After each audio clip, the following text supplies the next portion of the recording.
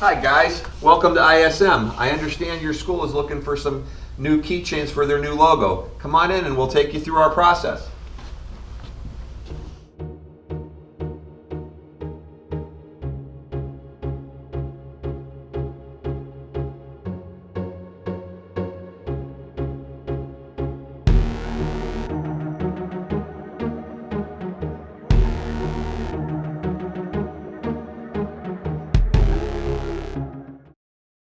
We need is for you to send us a JPEG or a PDF with that logo on there.